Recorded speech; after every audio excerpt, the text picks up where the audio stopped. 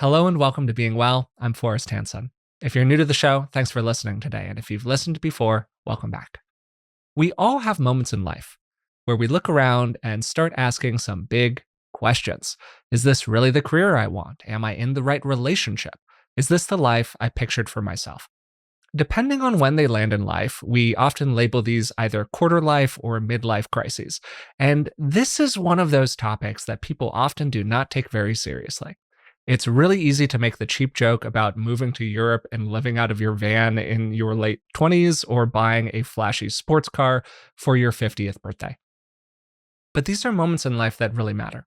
These crises happen to most people eventually, and they usually include a lot of anxiety, uncertainty, overwhelm, and even some existential angst along the way. But they've also got a lot of opportunity. How we navigate them can have an enormous impact on the rest of our lives. This is when we're making some of our highest stakes decisions about what we want to do, who we want to be with, and maybe most importantly, what do we want to care about in life?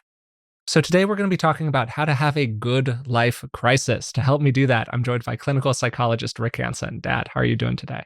I'm doing great, and I'm really excited that we're never going to waste a good crisis. We're never going to waste a good crisis here. And if you take nothing else from this episode, let it be that a life crisis could actually be like a good and useful and productive thing. And we're going to talk a little bit about that in some more detail. So before we get going, I wanted to remind you about Rick's Self-Worth Workshop. It's an online program that's starting on October 4th. It includes about 6 hours of teaching material, and you can earn some continuing education credits if you're a mental health professional. You can learn more at rickhanson.com/worthy and use coupon code beingwell25 to receive a 25% off discount. So what are we talking about today? These are moments in life when we have a lot of questions, uncertainty, bigger picture. We're trying to position ourselves in our flow of life as a whole and think in terms of, wait a moment, do I still care about the same things? And those questions often have these three kind of big aspects to them. First, existential stuff. We're all getting off this train at some point. We're all going to die. This story only ends in one place. How do you feel about that? Then second, for a lot of people, something I'll call this isn't what I had in mind. We all have these dreams and visions for the way that we want our life to be or the way that we hope it will turn out. Well, how's that going for you? And then the final category, wants and needs. I want X and I never got it.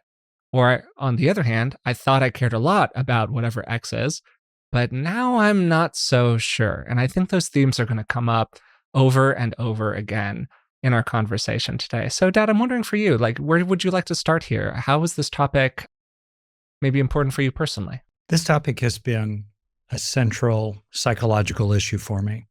And it's been one both prospectively and retrospectively. What I mean by that is that prospectively, I entered adulthood with notions of the life I wanted to have that were fairly inflated in my interactions with my parents, especially my mom, when I was young, and became kind of grandiose. Like visions of being Secretary General of the United Nations or gifted kid syndrome, baby. We've talked about this a little bit. Yeah, really turbocharged by a lot of science fiction about heroically saving the planet, the space station, civilization, the human Everyone's species. An astronaut or a firefighter. That's the way it goes. Yeah, that was there. And so then as I rolled into my late 20s, I had my personal midlife crisis, I think, when I was about 29. There was a real sense of a gap between the dream and the actual. There was also a sense of the clock ticking. I was becoming aware of the fact that there was a finite amount of runway. And I was also looking around and seeing age mates of various kinds who had hopped onto the career bus right out of college while I was wandering in the wilderness of quasi-cults and human potential and, kind of random projects here and there. So all those really brought it home to me around that time. And then retrospectively, I have looked back now in my early 70s and seen, oh yeah, very interesting. That younger Rick made some missteps, in my view, especially around career. Took some wrong turns that sucked him into certain tide pools in the river of life. And that young Rick then had to spend 2.5 decades, swimming and crawling his way back into the mainstream. as of about 15 years ago. And realizing that about myself has also actually been really touching to me. It's been a way for me to appreciate the tenacity of that younger version and realizing as well the cost of certain casual choices in the mid-20s that we make at the time and yet have enormous consequences. Well, I think in your story there, Dad, is so much that gets repeated over and over again for people. And that speaks to a broader finding in psychology and the research on this, and also just the individual work that people have done, which is that our lives tend to progress in sort of predictable stages. Of course, no two people are exactly the same, but there are a lot of broad themes here. You think in terms of the psychoanalysis episode that we did, Erickson, these core themes at different moments in life where people are really engaging with a kind of conflict, and they have to figure out where are they going to land on the generativity side or the stagnation side to kind of call out one of them. Then there are other people like Daniel Levinson who had a theory about the seasons that we progress through in life. What I really want people to take from that is a couple of things. First, these kinds of moments of crisis or conflict are normal. They're somewhat predictable. Most people experience them. The second thing, which really comes more from Levinson's work, is that he broke out these stages into long stages and then these transitional moments between stages. And what he was really highlighting was these transitional moments are really where the juice is for people. That these are the opportunities. This is when we're reassessing, when we're figuring stuff out, all of that. So there's a lot of change energy going on here for people that they can then take and use, because your homeostasis, which again we talk about on the show all the time, that kind of tendency of things to remain the same, is getting naturally rattled by this moment in time. So you got to make more active choices about, hey, do I want to keep on doing this thing, or do I want to try something else?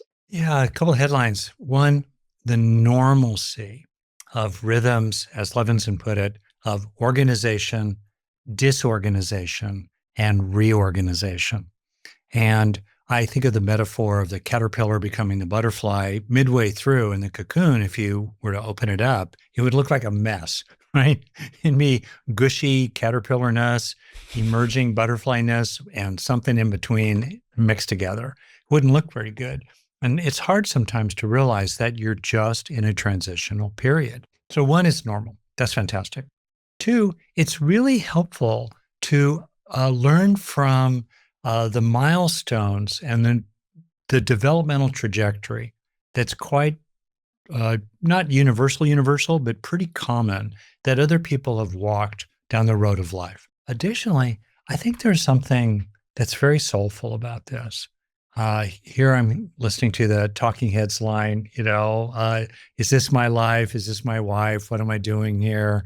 I don't know. I can't remember music that well. Maybe we'll cue that song at some point in the podcast. We'd probably get copyright struck pretty hard for that, but who knows? There you are. But it's this moment in which we all experience, I think, that there's this innermost being as process, dropped into a situation. Like, what am I doing here in this particular job, this particular marriage, this particular neighborhood, this particular life structure? This time in this place, politically and culturally and economically? What am I doing here? And there's a way in which it's helpful to experience a kind of freedom, an inner freedom in relationship to the sheaths, the coverings, the suits, the veils that we're wearing, and to realize that who you are is in some sense independent of those. And to the extent that you can, and this is implicit as well in this topic, there's choice. To the extent that you have choice, it's important to exercise choice, to feel like you have the freedom to make shifts. If it feels like the sheath, the armor, the suit that you're wearing is pinching and wrong, right? And then you can think about ways to adjust it in terms of your life circumstances. Is this a topic that has been really real for some of the people that you've worked with, Dad? And if so, are there kind of common anxieties or themes in the work that you've done with them? It's very often in the background. You have a couple come in the door. Let's say a typical heterosexual couple. They've got a couple of kids in grade school. The mom's been the primary caregiver. The dad's been the primary breadwinner. They're both, let's say, relatively comfortable with that. And still, you can feel that underneath a dutiful, virtuous stoicism about their roles, deep down inside, that little girl peeking out through that mother's eyes or that little boy peeking out through that father's eyes uh, is kind of wondering, what am I doing here? Is this really a good fit for me? And is there something that is missing or unsaid uh, as as I'm getting swept along by the day-to-day requirements of my roles?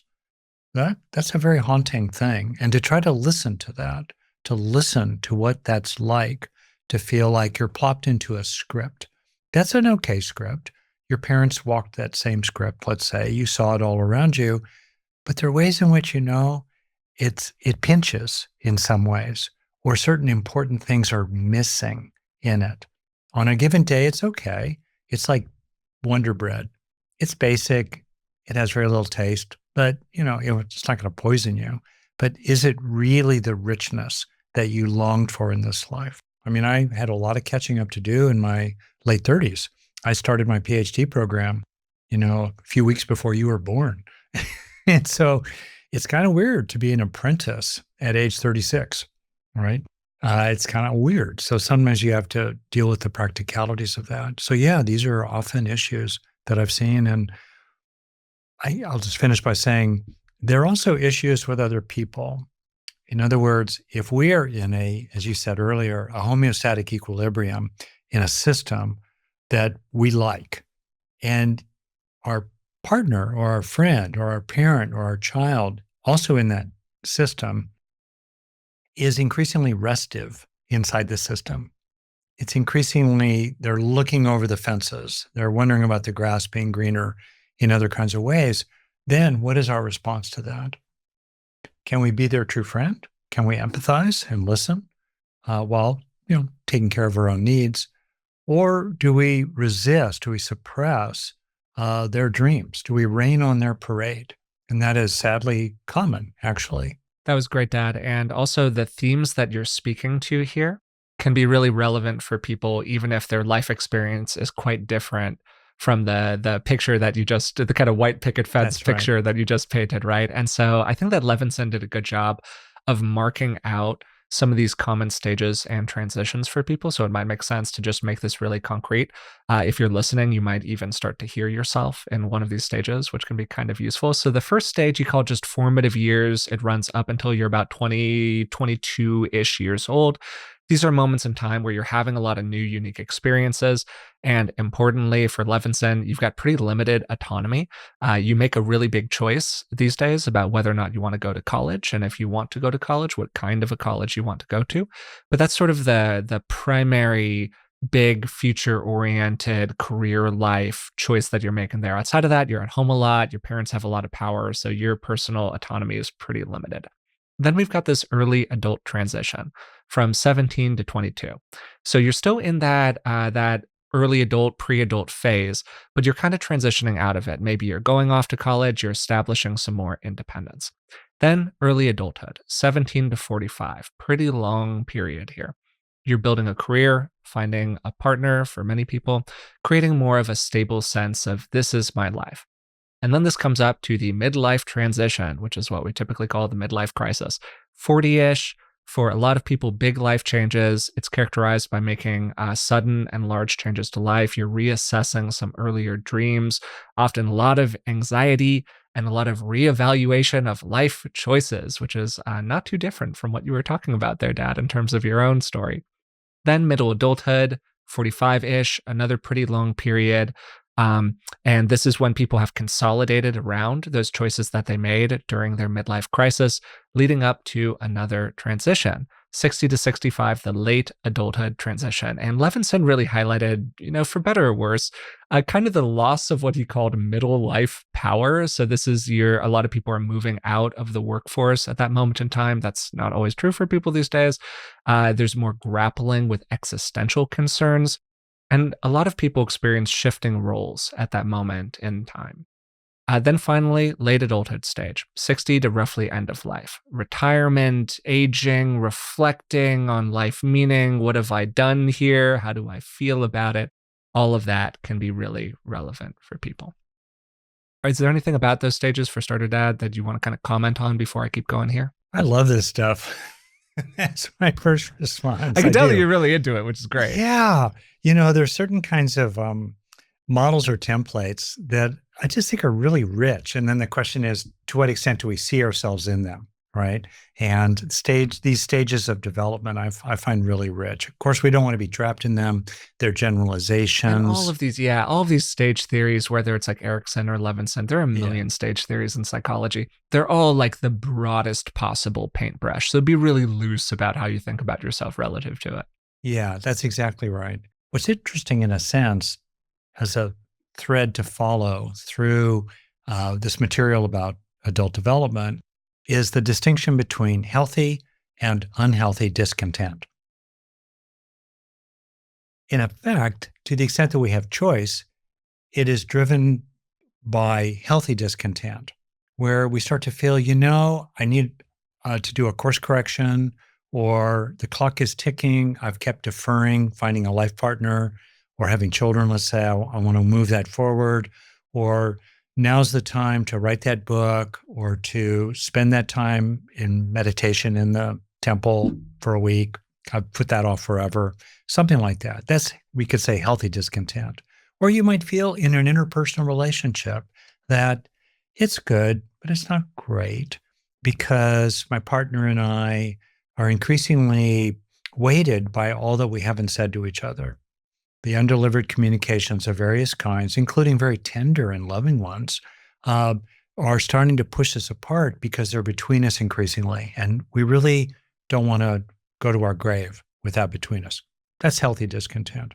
On the other hand, we don't want unhealthy discontent in which we're constantly looking over our shoulders and comparing the good life we have currently to the grandiose fantasies that we had or were installed in us when we were very young. Nor do we want to keep comparing ourselves, as you put it, to the highlight reels from other people's lives when we know the total movie of our own life, warts and all. That's unhealthy discontent. So, what do you think about that distinction? I think that's really well said. And I think it's a really relevant distinction for people. And it also, I think, connects to how to do this well, which is what I want to spend most of our time today talking about. The outcomes are going to be whatever the outcomes are in life. There's a lot of uncertainty. It's always hard to say. But we can still try to maintain a pretty good process as we do this. For me, what can be helpful is to identify some of the big questions that people tend to ask around this. First, am I content with my life? Am I being true to myself? Am I at peace with my choices? And then am I okay with dying? And I think that fourth one can be pretty heavy for people, obviously, for a lot of different reasons, very existential. There's this guy that I also want to reference. We just talked about Erickson and Levinson, another thinker and existentialist psychologist, Rollo May.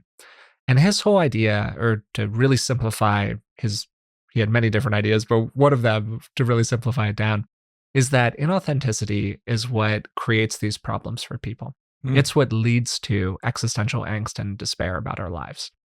And authenticity is only possible for us if we engage directly with these moments of crisis that we have. We have to wrestle with our inner conflict, not avoid it, right? And this gets to something that I've seen over and over again in people, in myself, in friends and coaching clients and people who I just talk to about this. And this is this kind of fear of choosing. Almost by definition, these life crisis moments are times when we really feel all of the branching paths of our life. And this creates a lot of anxiety.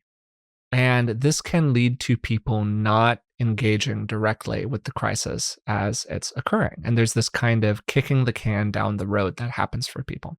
There's a unbelievable passage from The Bell Jar, which was written by Sylvia Plath, that I'll just kind of quote here because I think that it summarizes this better than I possibly could. I saw my life branching out before me like the green fig tree in the story. From the tip of every branch, like a fat purple fig, a wonderful future beckoned and winked. One fig was a husband and a happy home and children, and another fig was a famous poet, and another fig was a brilliant professor, and beyond and above those figs were many more figs I couldn't quite make out. I saw myself sitting in the crotch of this fig tree, starving to death, just because I couldn't make up my mind which of the figs I would choose. I wanted each and every one of them, but choosing one meant losing all the rest. And as I sat there, unable to decide, the figs began to wrinkle and go black, and one by one, they plopped to the ground at my feet. For starters, incredible piece of writing. Yeah. So shout out to Sylvia Plath there. Like, goddamn, good work. And also, just what a beautiful encapsulation of like the feeling of this for people, right? I had a conversation with somebody recently where they said something along the lines of, why am I feeling a sense of loss with doing things that would actually bring more into my life? And that's that feeling, right? By choosing one partner, you're closing the door to the other potential partners. By committing to one life path, you're closing the door to the others. So even though in reality that choice is creating more for you, it feels like you're losing something, even though that something that you're losing doesn't actually exist. It only exists inside of your imagination. And I look at that and I just kind of go, huh. And I wonder, from your longtime experience working with people and talking with people about this, like, what do you think about all this? I think for some people, this is not much of an issue, but Mm. for many people, including me, it has been a great issue. And we could talk a little here about the Enneagram. I don't know if we're going to go down that road here, Sure, sure. but Well, I'll I just, love the Enneagram, pop psychology though it may be, but I still love it. So yeah, like any personality theory, if it's accurate to 50% of who you are on a good day, that's an you feel amazing pretty good about system. it. Yeah, And it's a totally. pretty rich one. I'll just out myself as a social seven. And so, as a seven, there's a real emphasis as this type, one of nine types, to preserve possibilities. And I got in trouble in my 20s, partly one reason I had a hard time actually settling in to a training path, which I deferred essentially for 15 years before I really got into it to become a therapist and a psychologist, is I kept trying to preserve possibilities. And I had a weird insight at one point that I don't know if anyone else in the world will relate to it, but here you go.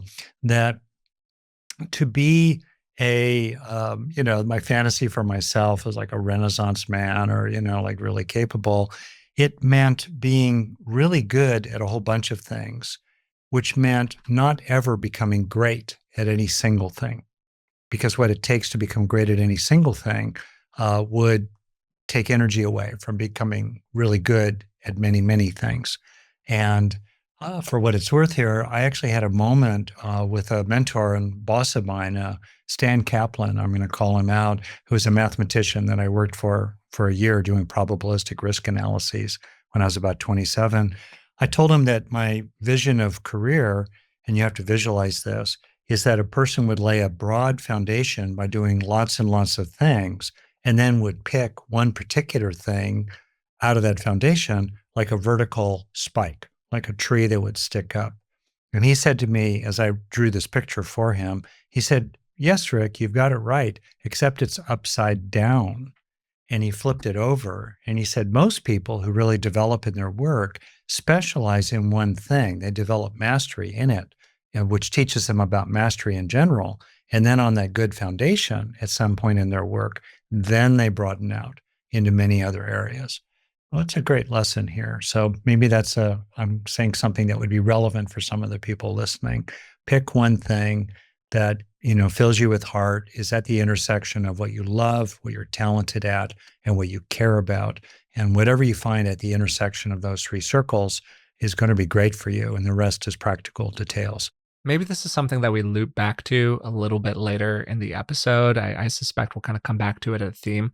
Um, and because it's possible that for some people, what we're about to talk about, which is the how to do this process well piece of the episode, could already kind of deal with that concern just by applying some of the things that are here for us. But maybe we'll get to the end and I'll ask you a little bit more about what you think we haven't talked about yet in terms of that particular issue. And the reason that I'm curious about it is, for starters, it's definitely been relevant for me. And I just see it come up for people so frequently, that kind of fear of choosing. So, okay, my general guidelines here for how to have a good life crisis of some kind. First, wait, but not too long. Then, second, build some anxiety distress tolerance. Third, develop authenticity, which we're probably going to talk about in some detail. What do I mean by that? And then fourth, make a plan, take action. Starting at the very beginning, there are two common forms of avoidance for people. The first is what we've already talked about, choice deferral, right? You're just kicking the can down the road. The second is what I'm going to call just doing stuff. And this is the version where the person suddenly moves to Europe and lives out of a van and opens a cafe. In Alcoholics Anonymous lingo, they call this pulling a geographic. In other words, just moving somewhere else to attempt to avoid your problems. The grass is always greener, but the problem is that wherever you go, there you are. So you're not really changing the central issue, right? Which is you and how you feel about yourself and how you're relating to your life. Leaping into dramatic kinds of change is sometimes counterintuitively a way to avoid actually directly confronting your issues, like Rolla May was talking about, right?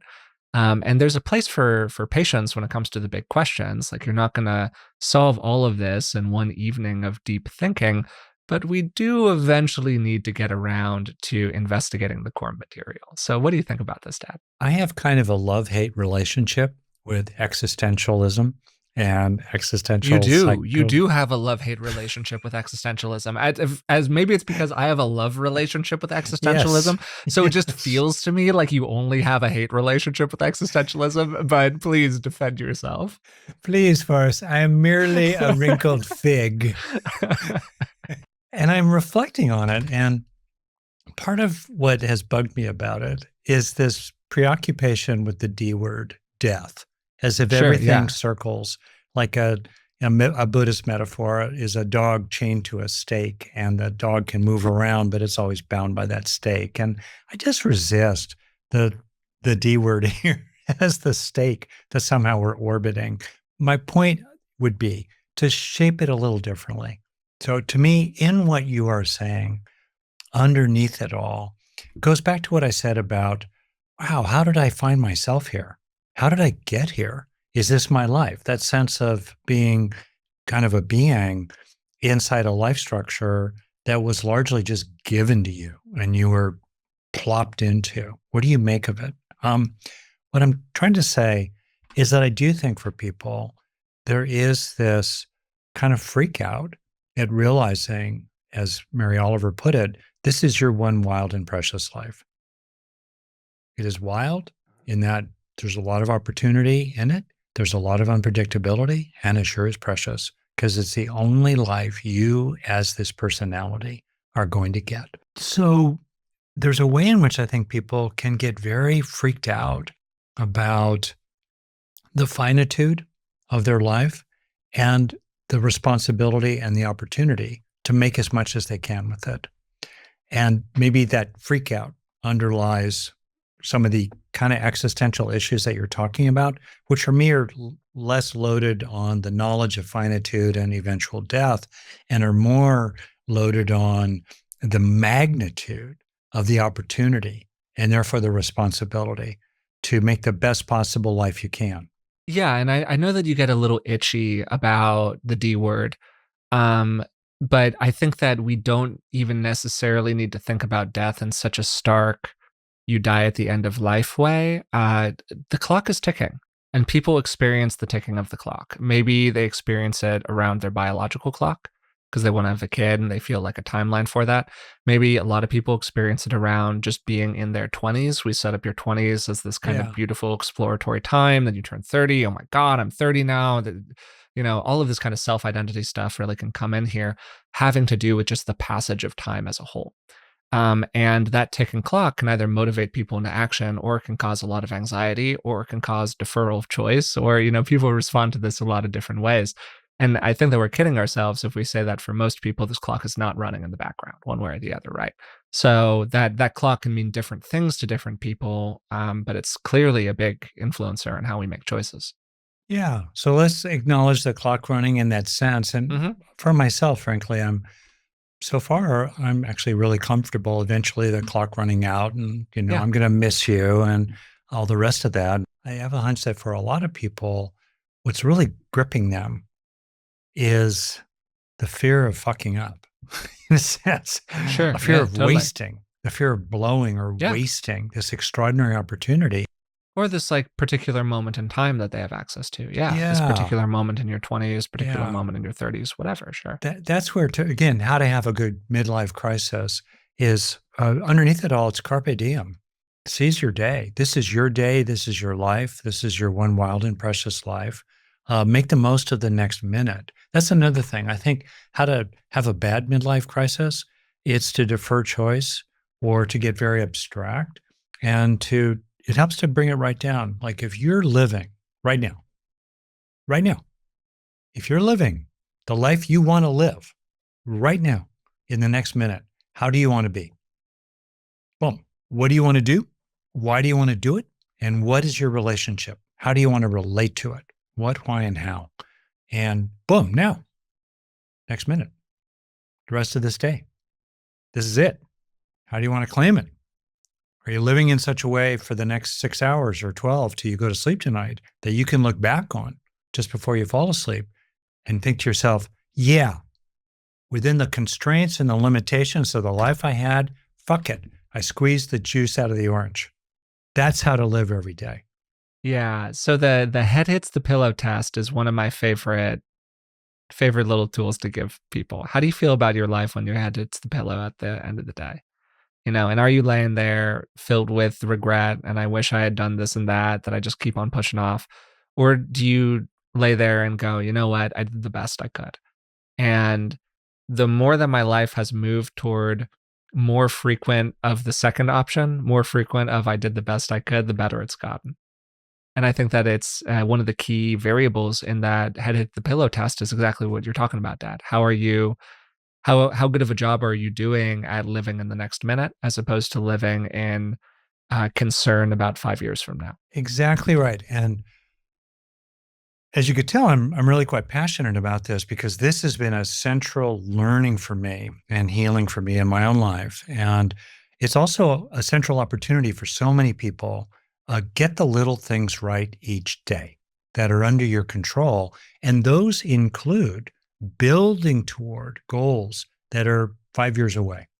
Maybe you need to just suck it up and do a certain amount of things to arrange your life in a certain way, or you need to put up with certain conditions until things change enough 5 years from now so that you're into a new place, or even 10 years from now. So yeah, as part of your list of what is a virtuous day to day, it could well be taking the little steps that are in your power today, a breath here, 10 minutes there, maybe an hour a day toward the future you're building for yourself. Great. Weave that into your day so that at the end of your day, claim it, own it.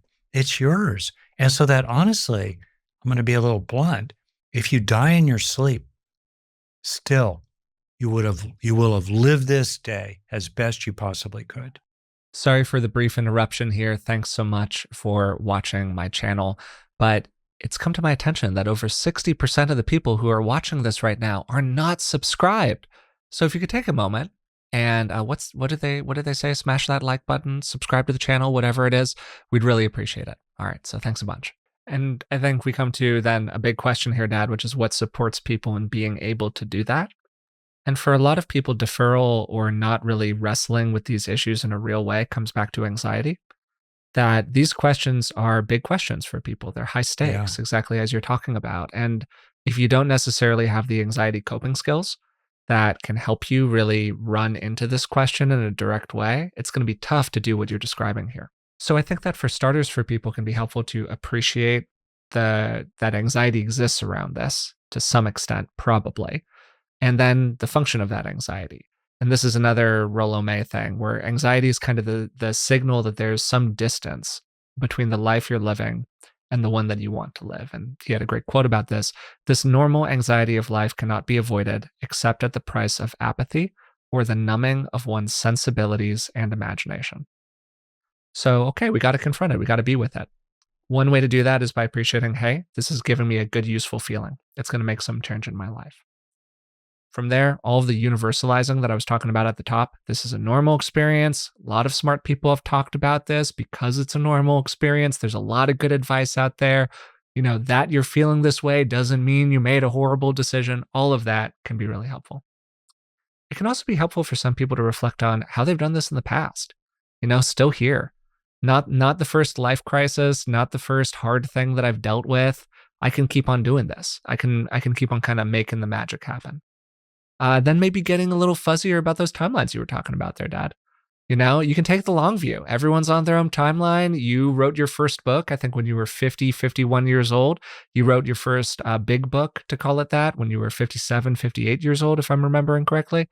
You'd probably rather get married in your late 30s after your friends are married if you're marrying somebody you really want to marry, as opposed to getting married in your mid 20s to somebody that turns out probably shouldn't have married that person. So, just like be kind of open minded about the timeline here so you can settle down that ticking of the clock, which I think also is part of what you were trying to do for people, Dad, when you were kind of poking some fun at the existential aspect of this whole thing. Life's okay. It's all right. We can settle down about these timelines a little bit. At the heart of it all going is that word authenticity. Mm-hmm. So as I'm ranting here about seize the day, claim the next 6 hours. So if you die in your sleep, you're going to be all right. Which, hey, I'm there for that, for starters. And in all that, most centrally, it's important to be inner directed. There's this fantastic piece of psychology, we might get into it more fully at another time, between being inner directed and outer directed. There's a place for taking others into account and not being a selfish narcissist, fine. At the end of the day, though, the kind of material we're talking about has to do with your own deepest values. Here I'm thinking about nod to Steve Hayes and acceptance and commitment therapy or training, that the importance is establishing what's important to you, your particular values.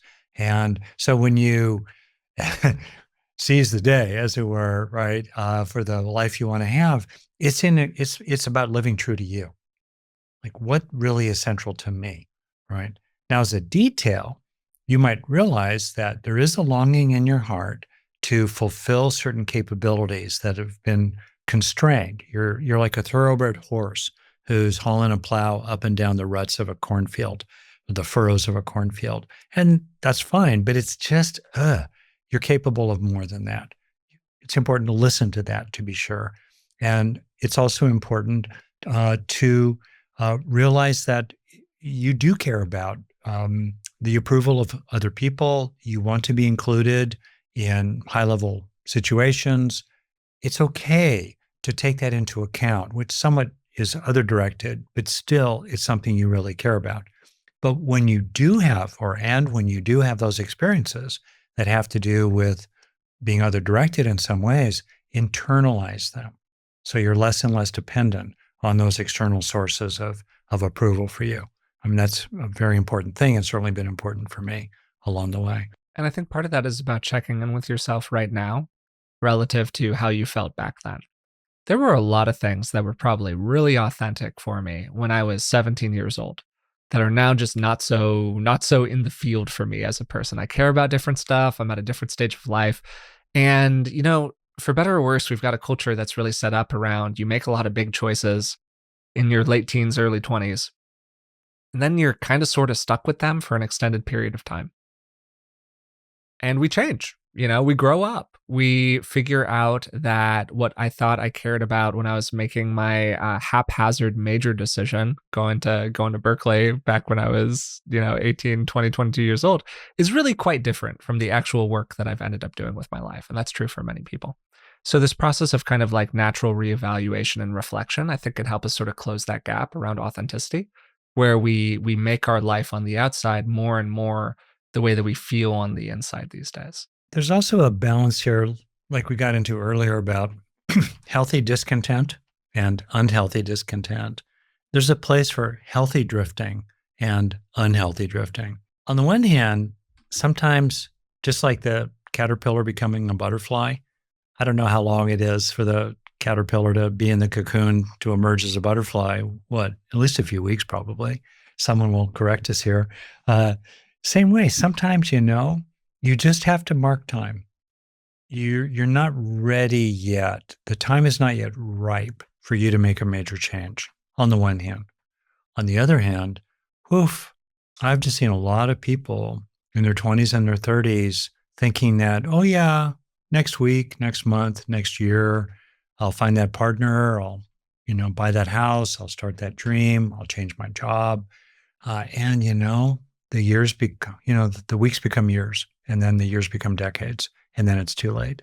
So that's the other side of it, balancing, healthy drifting, versus, unhealthy drifting. Another thing I'd just kind of toss out that I've seen for people about doing this sort of well is to appreciate the fact that even if in the life you have, here again, I'm listening to the Talking Head song, even in the life you have that does feel like something important is missing, you often do not need to kick over the whole house of cards to weave into your life 15 minutes a day, a few hours a week, something that really matters to you that's been left out. Maybe you do want to play your guitar more, but you don't need to quit your job and try to make a living as a rock and roll musician. Good luck with that. Have a plan B. Same way. Maybe it would be important to you to do certain kinds of things in your week that have a visceral intensity to them. Your life's okay, but it's just too beige. You're looking for something. What is that? Maybe it's going mountain biking with some friends or listening to music or doing hot room yoga. I don't know. Something really intense. You can weave that into your life as you have it without having to change everything necessarily. At this point, it probably makes sense to talk a little bit about values, wants and needs, figuring out what you really care about. We've talked about this a lot on the podcast. So I'm going to do kind of a summary here of several episodes that we've done in the past. So for starters, a lot of different ways to approach this kind of a process. I tend to think about this a little bit temporally. What I mean by that is you're exploring kind of different moments in your life or envisioning different aspects of life and just thinking about how they make you feel, how you relate to them these days, and what kind of learning is in there. So for starters, lots of different kinds of going into the past. We've talked about this on the podcast, creating a coherent narrative. A question I like to ask, some version of who were you before the world got in the way? Like, what were you like before you had to start doing a lot of coping and molding yourself and making yourself kind of a different sized puzzle piece to fit the puzzle pieces of other people? Then second, what would it be like to really live with the present? How would you feel if you were spending the rest of your life doing exactly what it is that you're doing right now? So you're in a relationship with the person that you're in a relationship with, just as they are. You're in the career that you're doing, just as it is. How does that feel to you? Could you find contentment in that? Or do you need to really, blow up the playing field here in some kind of a major way? And then based on that, asking, will change actually really improve your life? If you're going to make a big change, if you're going to really go through the work of it, is going to graduate school or traveling to Europe, is that really going to lead to a life that feels more fulfilling to you? If it is, great. But one way to test this is by visualizing what I like to call the painful reality of the future. We love to make the grass very green in other places, but as I said earlier, wherever you go, there you are. So everything has problems. Everyone has problems. Life isn't about finding things that don't have problems. Those don't really exist. It's about kind of like lining up the problems you're okay with the problems that things have, right? So really think about, okay, I did it. I landed in that job. I got the big exciting position at the company that I want to work for, and now I'm answering emails. How do I feel about it? Does this feel better to be answering these emails as opposed to answering those emails over there? And for some people, the answer is going to be absolutely yes. It feels way better.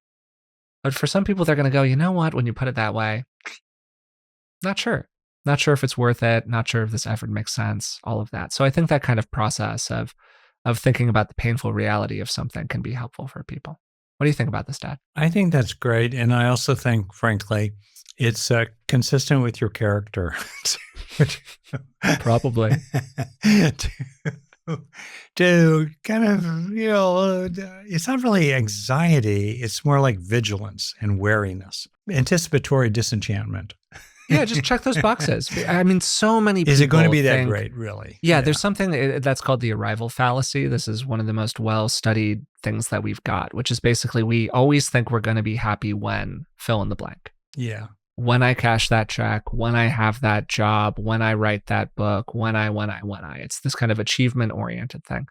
Then what happens is people actually land in that moment and they feel the same, or they just kick the can down the road to the next when I fill in the blank. So it really is more of a practice of that kind of everyday stuff that you were describing, Dad. Every day, am I inhabiting this moment? Am I enjoying this process as opposed to like hunting for this outcome? And I think that deferral that we were talking about earlier can really be oriented around that feeling of, okay, well, when I do this, then I'll get to feel good, right? Mm. So it's kind of interesting how that crops up for people. Part of what we're talking about too is roles. In other Mm, words, people in late 30s, let's say, or even in my case, around late 20s, uh, you find yourself in roles that are dissatisfying, or you find yourself in situations in which you would really love a more satisfying kind of life structure or role, and it's not what you have currently. So there's something there about the rhythms of life. Or what do you do at natural transitions? A classic transition, it's gendered for obvious reasons, is one in which I would think mothers in particular, maybe fathers as well, are very affected when their children leave home and go off to other things. That's a natural time of change, and often it's a time of major role. What do you do when your role identity is very wrapped up in your work and your company just laid you off? Uh, Currently, I know a number of people who've been deeply involved in all kinds of scientific or pro-social activities that have just gotten fired because of the recent, chainsaw cuts in many of the best things about the U.S. federal government. So, what do you do when something like that happens? Or maybe the technology you worked on all your life, like horseshoes, is just not that common anymore. What do you do? So that's part of what we're thinking about too. When the world in effect becomes upended, and that's one of the reasons why people might have a midlife crisis. They've got to recalibrate things. How do you adapt to those kinds of things? At the heart of it all, I guess I keep coming back to essentially, what do you care about? What are your deepest priorities in life? And then to what extent are you living the next hour, the next day, the next year in harmony with those deep values? Right. And to the extent that you're yeah. not, that's where the opportunity is. That's where the healthy discontent lives, in the gap between what you deeply care about and the actual implementation of them in your daily life. Yeah, I think a lot of people receive that advice and it's fair advice. It's good advice, like follow your values in different kinds of ways. And then we often get some version of the question, well, how do I figure out what my values are, right? And I think that that's kind of the pragmatic thing for a lot of people is in figuring out, okay, these days, what's really important to me? And what do I want to prioritize? I think this is when we can come back for a lot of people to that feeling of like, okay, fear of choice, because in doing that, I have to kind of cast the dice in a certain sort of direction. And am I really trying to keep my options open, even related to what my values are? Or I feel like I don't have to necessarily commit in that kind of way. If this all starts to feel way too out there for people, some kind of basic questions that can be helpful. What are your strengths and interests? What kind of activities do you engage in that tend to give you a sense of sort of flow, like it's the right amount of challenge for you? What are some of the common ingredients that you think really lead to a good life? What are the things that you're looking for? Uh, do you want more intimacy and close friendship with people? Do you really care about being a producer in one arena or another? Do those details not really matter to you so much? And what you actually care about is having the freedom to be able to engage with this particular hobby that you like in a really meaningful way. So, values or meaning can be found in a lot of different areas for people. And thankfully, there are a million more formal inventories that people can do if they're interested in learning more about this, like Strengths Finder, character strengths, various lists of values. I think that even in ACT and Steve's work, there's been some kind of creation of various inventories that help people Yeah. identify this sort of stuff. Yeah. Yeah. I wonder, Forrest, to what extent do you think that people truly don't know what they care about, or they're afraid to admit to themselves what they really care about? Sure. I think the upshot can be kind of the same either way. Like you get to the same sort of outcome. I think for a lot of people, particularly people who've had experiences in life where they needed to be hyper focused on what's going on inside of others. Hmm. So this is the kind of classic complex PTSD, fawn response stuff. There can be a really natural movement away from my own interior, Yeah. and therefore a lack of interoceptive skills related to that that could help somebody sort of figure out what's true for you. And Hmm. so I do think that there are certainly real people out there who look inside and they just find a lot of uncertainty or maybe even beginning to approach some of those values or desires activates a lot of anxiety for them, because it was sort of unsafe to do that. So that maybe dovetails a little bit more with what you're saying there, Dad, about is there a fear of like admitting that this is something that I care about? Yeah. I mean, I think actually for many people, deep down, what they care about is really very natural and fairly universal. Uh, they want to be happy. They want to love and be loved. They want to feel that they are contributing and that their contributions are valued and received. Pretty universal stuff. Well, I love that you're broadening it in this way. Yeah. And they want to be expressive. They want to minimize pain. Yeah. And I think that we can just get way too Yeah. technical and specific about Yeah. do I want A versus B? It's like, well, come on. In the big picture, these are the Yeah. things that we really care about. And can we make choices that aren't so much about the exact specifics of it? And they're more about do I feel like that general theme or that value is reflected in this choice that I'm making? Yeah. And I think for many people to really name that I want to love and be loved, I want my love to be received, I want to feel valued in proportion to my actual value, more or less. Um, it's scary to actually name that because suddenly, if you commit to it, that has all kinds of implications. And Sure. people Yeah. keep deferring or swerving away from that deep commitment to what they truly most care about, or in effect, a deep commitment to themselves, right? That's scary. So I just kind of want to name that for people and then add on to that the fact that I think often people discover that when they get out of their heads and these clouds of thought about values, inventories, and so forth, and they really boil it down and they look closely at their day, even in the context of my rant about the next 6 hours, grab hold of it. I'm channeling my inner Tony Robbins. Here you go. When they look closely, they realize, I'm actually living very true to what I most deeply care about, what most matters to me, what my deep integrity system is about, my moral core is about. I really am living true, authentically to who I am, at least mostly. And that also is an important thing for people to register that this is not so exotic or difficult or, I don't know, unattainable or new agey to live true to yourself. And often, there's some tuning. There's some opportunities around tuning. Sometimes people really do need to make wholesale changes, but often the best way to manage a midlife crisis is through tuning, not through, upsetting the entire apple cart. And this then takes us to the last point on my little 4-point plan, which is you got to take some action at a certain point. Mm, So even if you don't know what you're going to do yet, then the action is around how are you going to learn whatever you feel like you need to learn in order to do what you need to do, if that makes yeah. sense. So there's always some kind of action that you can take. It's either action around acquiring the information that you need to acquire, or it's action around actually experimenting with stuff. Are there ways where you could try on what you're describing, that? Where you could try on the 15 minutes of guitar playing a day? Or a very different kind of trying on, something that I've talked about with a good number of people at this point, the idea of trying on full commitment to something. So inside of a relationship, sometimes this is particularly relevant for people who are kind of making should I stay or should I go decisions. As they're making that decision, they are inherently one foot out the door.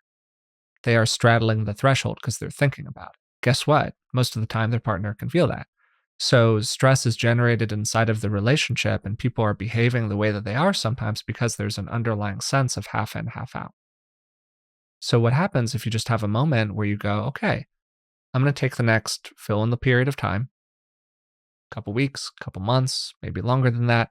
And I'm just going to act as if I am fully committed. I'm going to be as if inside of myself I'm fully committed. And I'm going to really try that on. I'm going to inhabit that.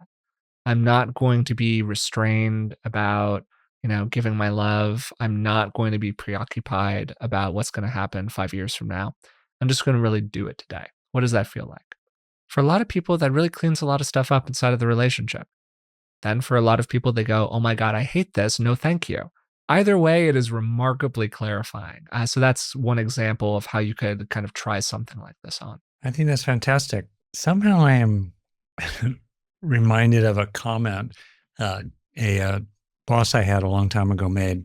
We were, before you were born, we were at a nice wine and cheese and quiche party in Marin County, Very Marin looking County. around all these well mannered mental health professionals and self help teachers and body workers, and all the rest of that. And this boss of mine, who was a bit of a wild man in his way, uh, looked around the room and just said kind of quietly to me, I was his young protege starting to work for him. He just looked around and kind of smiled and said, wow, see all these tame monkeys. And he meant it a little derisively.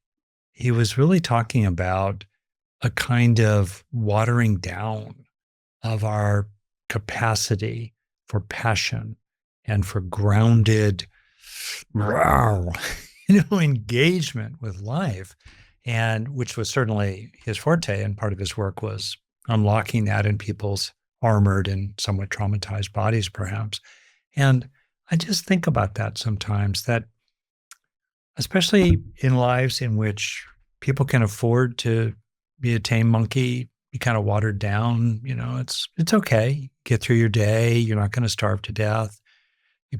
Many people have almost no experience in their entire life of acting intensively on their own behalf in virtuous ways. They just don't have a sense of it. And I just think there's something about claiming that intensity in, again, reasonable ways, not being silly about it, being appropriate about it, not driven by anger, more driven by passion and loyalty to the one wild and precious life you can have.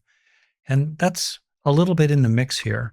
And I think sometimes people deep down inside, they know something is missing in their life. It's an okay life. It's an okay life, but they know something is missing. And very often what's missing is the kind of fullness of in the intensive usage of all that they are. Well, I think that's a great thought in general, Dad, and a good place to leave our conversation today. We talked about a lot during this one. I'm going to have a lot to talk about in the little recap that I'm going to record in a second.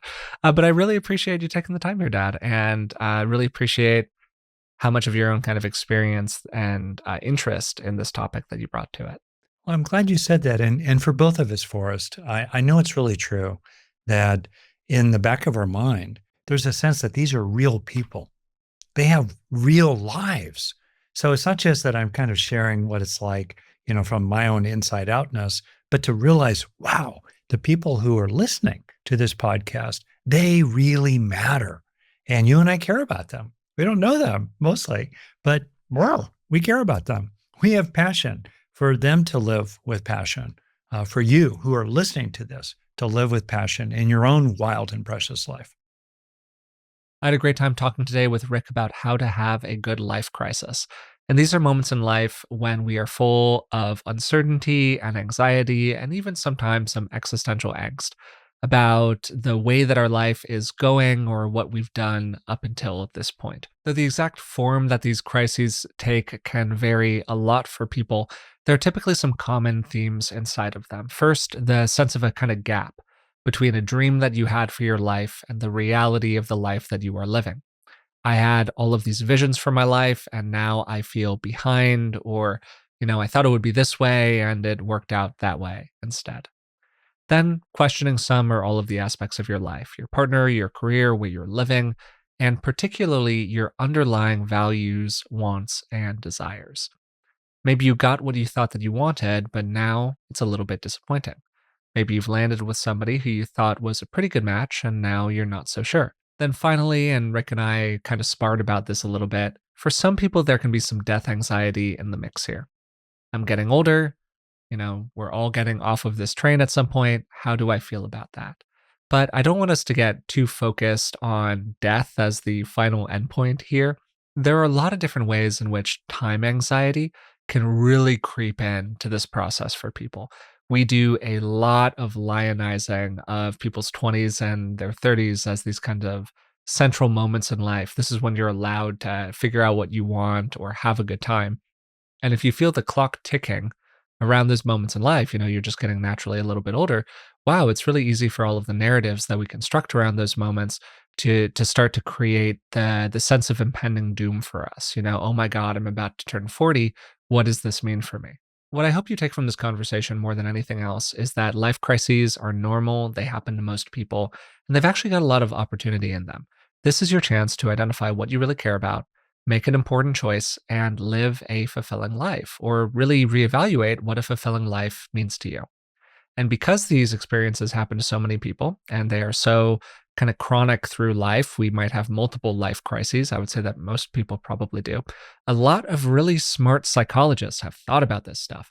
And they've got some general ideas about the way that change happens over the course of a life. We talked about Erickson in our past episodes on psychoanalysis. And today we talked a little bit about Daniel Levinson and his stages of life theory. Basically, the idea here is that there are these 7 stages and transitions that pretty much everybody goes through. You've got this pre-adult stage until about age 22, then the early adult transition, that's 17 to 22. Then we've got early adulthood as a whole, 17 to about 40, 45-ish. And then this midlife transition, and that's what most people refer to as the midlife crisis, which happens around our 40s. As we talked about during the episode, stage theories have to summarize and generalize by their nature. The truth is that there's a huge amount of individuality here, so how you approach these crises could be very different from how somebody else approaches them. But again, appreciating just the normalcy of this, the ways in which a crisis can be a kind of opportunity for you, and then the opportunity specifically for some healthy reevaluation. And Rick spoke about this a bit from his personal experience. He landed around age 30 and went, wait a second here, some way or another, I just ended up off course. And now I'm going to have to spend some real time and some real effort getting back on course. And he talked about some of the anxieties that can come up for people around that.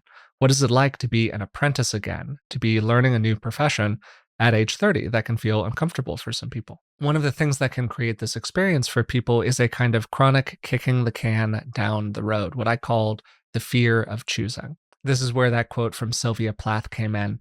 Almost by definition, life crises are moments of time where we really feel the branching paths of life. The acute sense both that there are many possibilities for us and also that one of these possibilities is the right choice can really freak people out.